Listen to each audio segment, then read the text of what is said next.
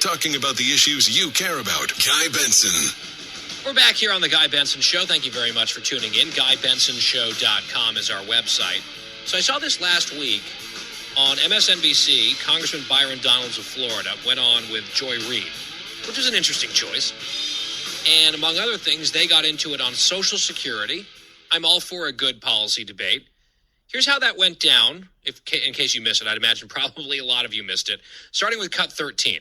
Do you know that Social Security is going to be insolvent in 2035? It is not going to be. That is not true. That is actually not true. No, it's actually not true. It's actually not true. It's actually not. But it's actually not true. The financial community. That's actually not true. That's actually not true. Will go insolvent. That's actually not true. Those are the facts. That's not true. Should we not prepare for that? What the Republican Party and what the Tea Party have proposed is privatizing Social Security, which would actually subject Social Security to the whims of the market, which I don't think that people. That's not what they paid into. No, if you look at the returns of the S&P 500. Since 2006, the returns of the S&P 500 since 2006. You're saying so you support privatizing Social Security?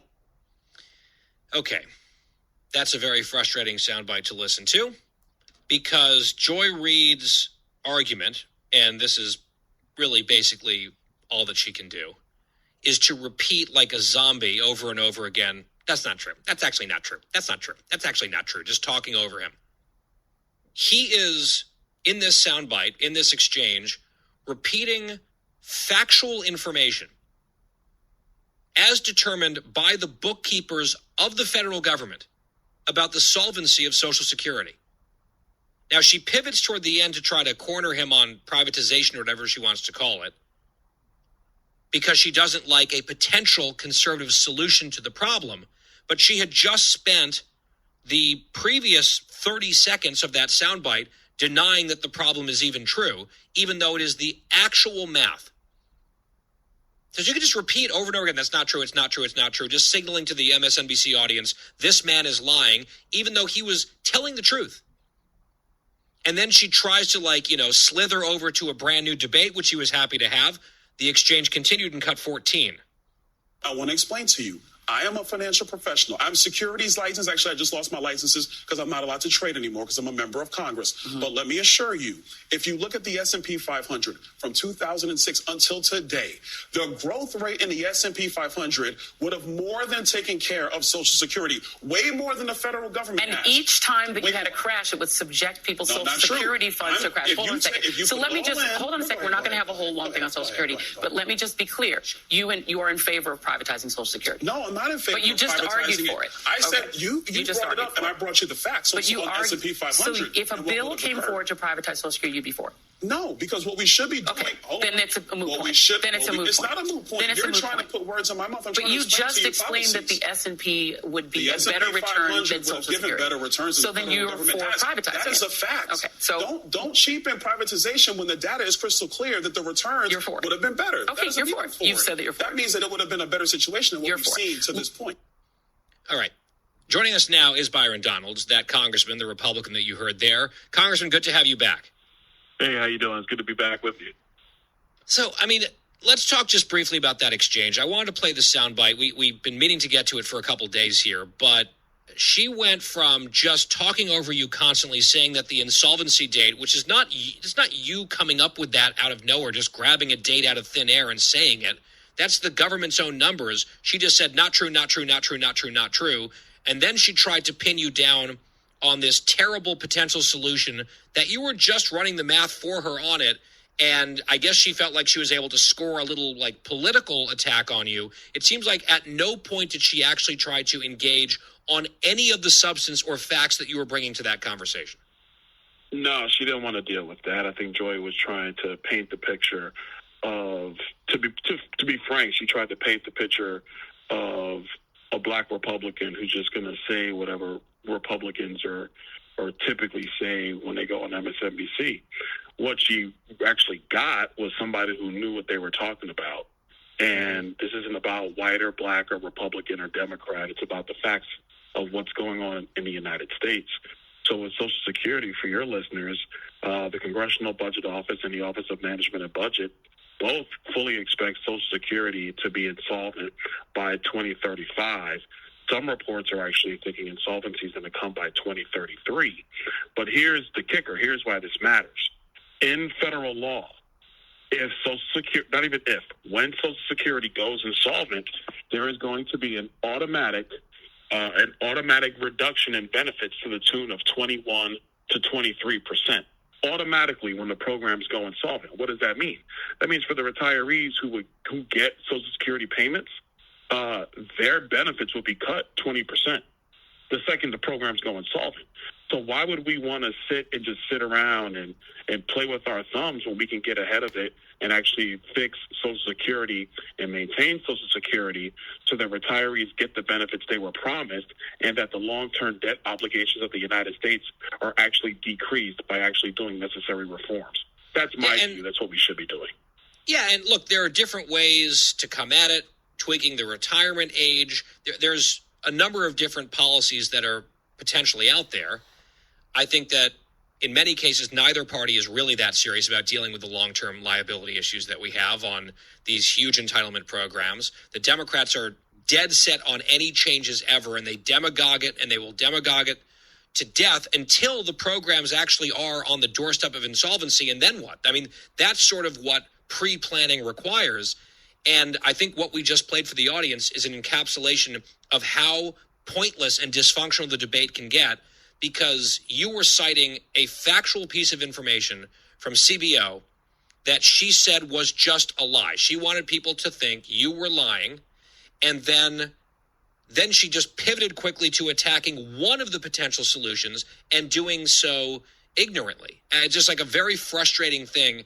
It's very hard to solve complicated problems when you have a lot of people dedicated to actively lying about the problem while accusing the people telling the truth of lying. And that's what we just heard there. Congressman, I also want to ask you, because you've been sort of at the center of a lot of attention recently, of course, during the speaker battle, 15 rounds. Your name was introduced in multiple rounds. You got a number of votes for Speaker of the House, of course. Over the process that played out that we all watched, there was a member of the House from the other party, Cori Bush, a member of the squad, who tweeted basically that you don't really count as a black person or as a black candidate for speaker for her own ideological, I think, really twisted, really backwards identity politics, like rubric, whatever they use. I know you had a bit of a back and forth with her. I'm sure you've gotten that for a lot of your life and your career, because you're not supposed to be a conservative, according to these people, which I think is bigotry. When you saw that coming in from Congresswoman Bush and people defending her, how does that affect you personally, and how do you push back against that in a way that you feel like you can keep your dignity intact while also calling out something really gross that they're saying? Well, personally, I really don't care. It's actually not something that I've dealt with a lot, a long time, I should say. But, the second I got into politics and started, winning elections and being successful, that's when that stuff starts to come, because, black conservatives, we're narrative busters. What I've found is that, frankly, it's white liberals and black progressives. They're the ones that hate black conservatives more than anybody else, because we directly cut across the narrative that they try to portray. And so, once I got into the state legislature and now being a member of Congress, those hits only come. But I knew that was going to happen. So that's why it doesn't really bother me per se, because most of these people who will say this stuff, in interviews when I'm not on set, you can even tell Joy Reid, she tempered her enthusiasm when I'm sitting right there. Or people who will tweet it, they won't say that stuff directly to my face. Nobody's going to walk up to me on the House floor and say that directly in my face. So that's why I don't really care about the attacks. I think the thing that bothers me more is the impact it has on young black people, or young, to quote the left, people of color, who are starting to think about public policy and politics and realize they're actually more conservative. Well, that's the point, right? The point is to kind of, they want to punish and embarrass you, and they want to send a signal to other people like, hey, if you start thinking like that dangerous way, then just so you know, we're going to make sure the world thinks that you're not really one of us, really appealing to this base tribal racial thing. I think that's the whole point. Mistreating people who get to positions of prominence to warn off others who might be having errant, impure ideological thoughts. Yeah, and that's the part where for me, I don't care. I actually think about like my sons. How do they think about this? How do they see this? And what does this mean for other young kids out there when they see this stuff? Are they going to have the courage to stand and fight? And so to stand and fight. And that's why I don't really pay too much attention to it. I bring it up every now and again, but I'm not going to change my thought process because of what she might think that she puts on Twitter or what Joy Reid might say when I'm not on set. You know, you can do that stuff all you want until you bring it to my face. That's when it becomes a personal issue with me. But one of the reasons why I think you got to be able to stand that ground is because even go back to the debate I had with Joy about privatization. I think if you talk to people in the Bush administration at the time, back in 2006, if you ask them today, they wish they would have gone ahead and just ignored the media and done what needed to be done, because the returns of the S&P 500 since that point in time are about 9.2 to 9.5 year over year since 2006. That takes into account the 2008 recession. It takes into account the downturns in the market that have occurred over time, and the result would have been far better than what Social Security will produce. Those are the facts. Mm-hmm. If you state that, people like Cori Bush will say, oh, well, you're just a prop. But that's not true at all, because my intelligence and what I've done in my career has been through hard work. Nobody's given me anything. You know, I've had to work hard to get where I am. So that's why I ignore what she says. And for the young people and you also just about conservatism, they should ignore that stuff and just continue on with what they're doing. On your point on Social Security, coming back to that, I mean, you made an actual factual argument based on math. And Joy Reid's response seemed to be like this gleeful, oh, I got him to maybe kind of admit to this word that can be used against him, and we can put that in an attack ad to try to win an election, as opposed to engaging with any of the facts after she had straight up denied an unambiguous fact about the nature of the problem itself. It's just a constant moving target. I don't find her to be a terribly intelligent or intellectually honest person. I think, you know, it's brave to go on a show like that because you're going to be fighting, like shadow boxing against Jell-O. There's no actual substance there. The whole point is to try to make you look bad. I think you watch the whole exchange, you come across very well.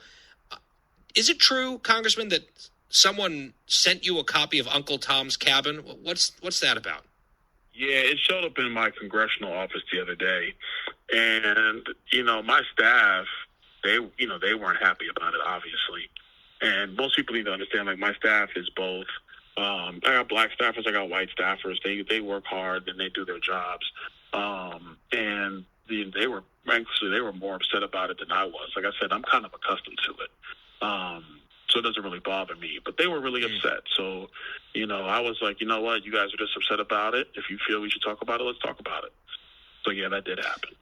Yeah, just really gross. And I know that whoever sent that to you probably thinks that they're doing a bunch of anti-racism while just doing racism, which is far too often the case. Congressman, we've got this debt ceiling fight looming here. A couple months to maybe figure something out.